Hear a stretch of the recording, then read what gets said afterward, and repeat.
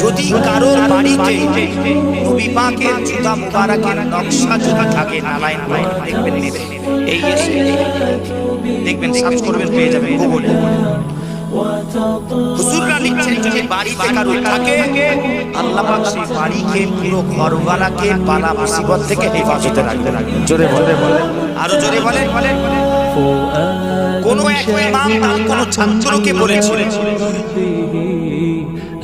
যে এই ফজিলত আছে নবী পাকের জুতা মুবারক। সেই ছাত্র বাড়িতে গেছে, কোন এক ইমাম বলেছিল এবং হাতে এঁকে দিয়েছিল নকশা মুবারক নবী পাকের জুতা মুবারক এঁকে দিয়েছিল, সে সাথে করে নিয়ে গেছে।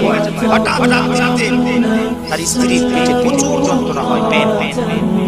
কি করবে এমন অবস্থায় সে কি করেছে, সেই নালাইন পাকের জুতা মুবারকের নকশাটা এনে তার স্ত্রীর মাথার উপরে রেখে আল্লাহর কাছে দোয়া চেয়েছে, আল্লাহ রাসূলুল্লাহ হাবিবুল্লাহ এই নালাইন পাকের জুতা মুবারকের নকশা মুবারকের ওসিলায় আমার স্ত্রীকে ভালো করে দেন। বলার সাথে সাথে তার স্ত্রী সুস্থ হয়ে যায়। জোরে বলে সুবহানাল্লাহ। আরো জোরে বলা যাবে না সুবহানাল্লাহ?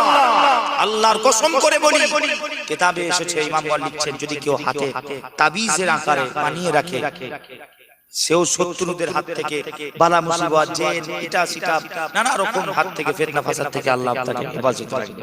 আমি মাঝে মাঝে যখন আমার যাকে মন চায় মাঝে মাঝে আমি তাবিজের ভেতরে তাবিজ লিখে ওই নকশা মোবারক করে আমি মাঝে মাঝে দিয়ে দিই। নাই আমি সর্বপ্রথম কথা আমি তো তাবিজ দিই না।